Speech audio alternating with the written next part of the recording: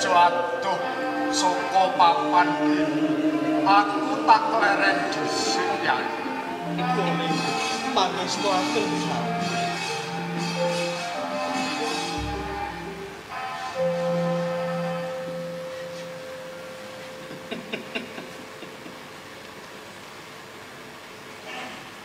Suman seneng atimu bungah rasamu Suman Ing menapa paduka dawuh ingkang kados mekaten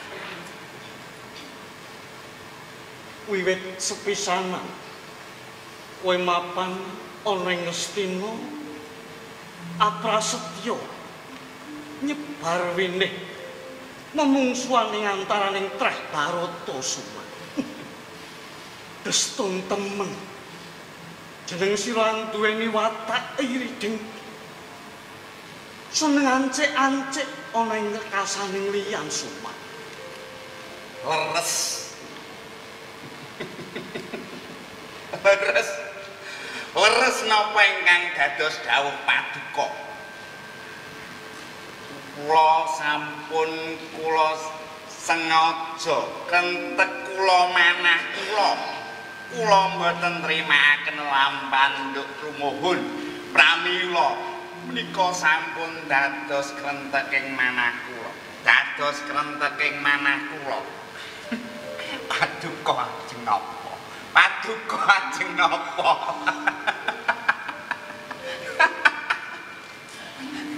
Cetane wiwit biyen mula dadi nyating atimu bakal ngrusak praja Ngastina. Nggih, leres menika. Tata gelar jeneng sira cekula ning praja Ngastina nanging tumindakmu kanggo gawe busah baseh ana ing praja. Boten kula kikipi, boten kula silaki, pancen leres.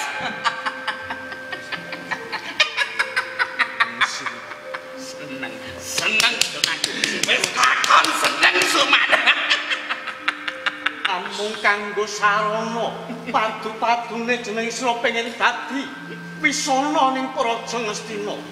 Iblis kowe Suman. Iblis yo ben Suman. Iblis yo ben Suman.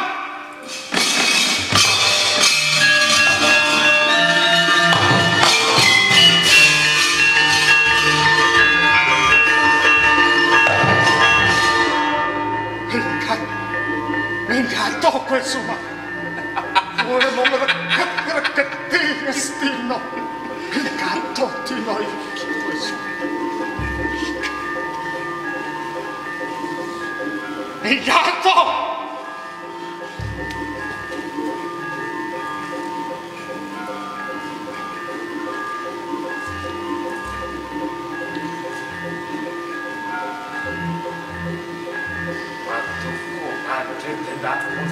Kula pun boten kangge teng mriki.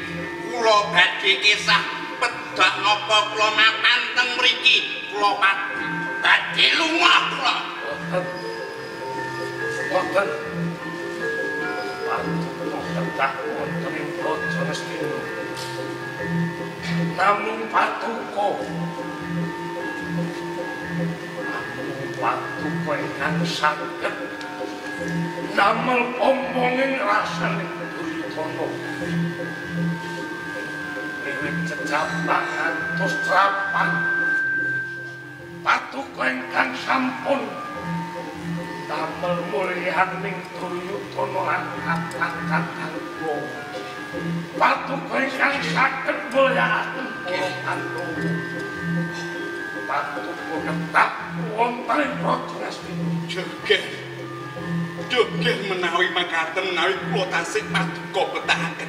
Kula nderek paduka. Sanesipun Duryudana betahaken paman. Nderek putraku Duryudana nggih.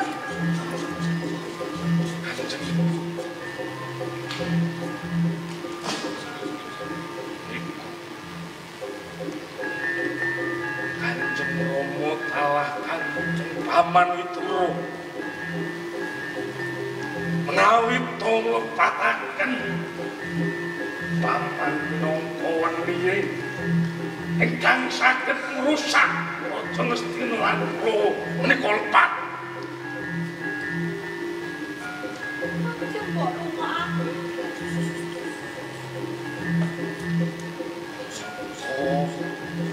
Boten kemutan namung paman Suman ingkang damel pompong boten ngemungaken pamikir ingkang sampun diudhake wonten ing Praja Ngastina Rangin.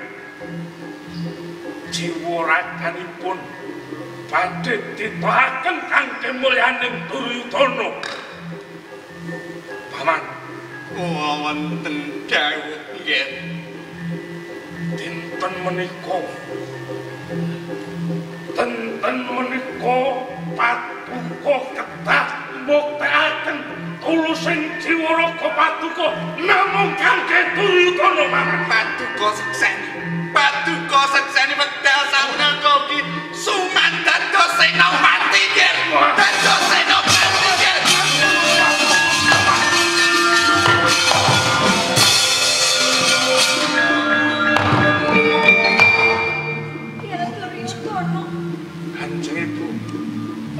Dina kang prayoga kanggo mbuktekake menawa trah kuru bisa Mahabara. Awit amung jeneng sira putrane pun ibu kang dak akul-akulake. Amung jeneng sira kang bisa numpes para Pandhawa. Ibu mangerteni kuwi bisa merangi para Pandhawa. Duryudana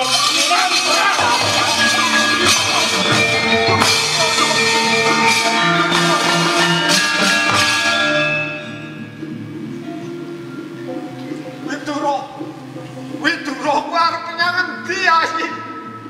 Kula badhe ngendhakaken sedyanipun putra Paduka. Aja.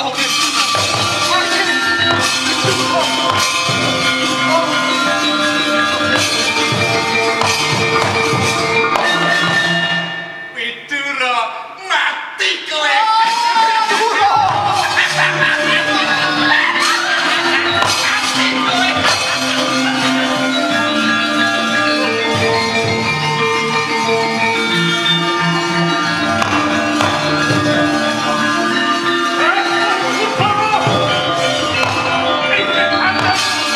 Come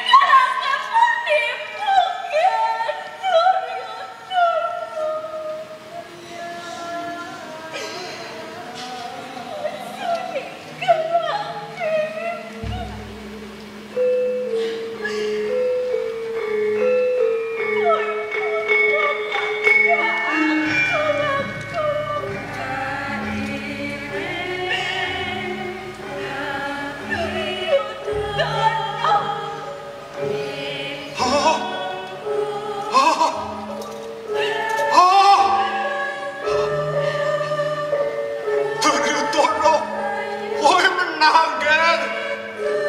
Oh.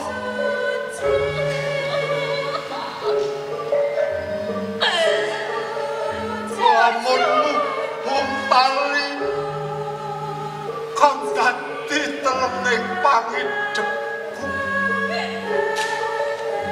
Cundhokku amung jejering putra. Lumahing bumi kureping langit. Ora ana kang dadi grekatku. Kejaba amung sira. Welas asihku ora bisa dituku Kurawa.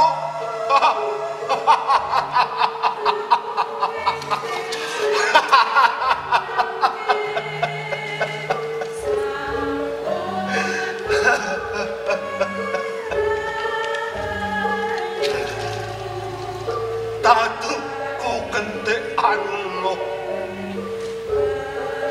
lembayung sungsum samsanganing ati yen tak rasa apa mung aku titah kang kaluwih sedih ruwet sumelang watir ketar-ketir sajroning pikir kaduh cawuh semutu mampu anutuh marang awakku iki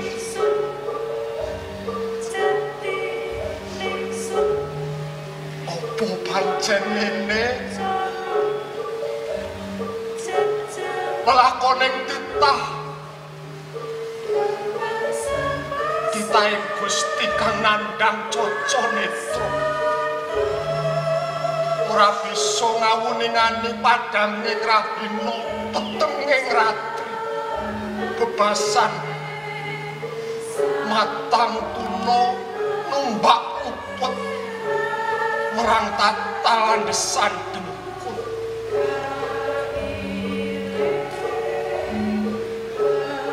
lakonku iki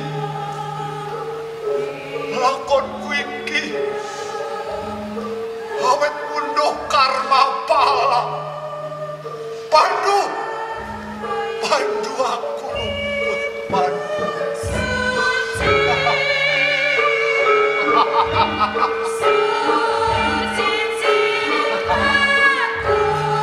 Duryudana Wijaya Kendari Duryudana Kurawacaya Kendari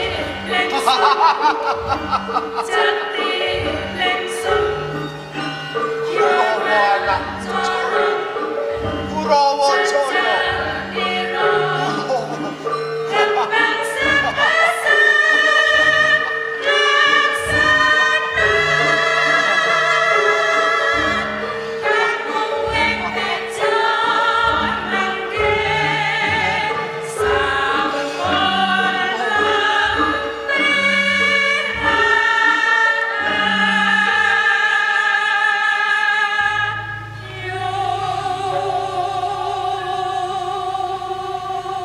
Pandu, aku luput Pandu. Aku njaluk pangapunten. Aku melu kowe Yayi. Pandu. Aku kang luput. Aku njaluk pangapunten. Aku luput Pandu. Pandu.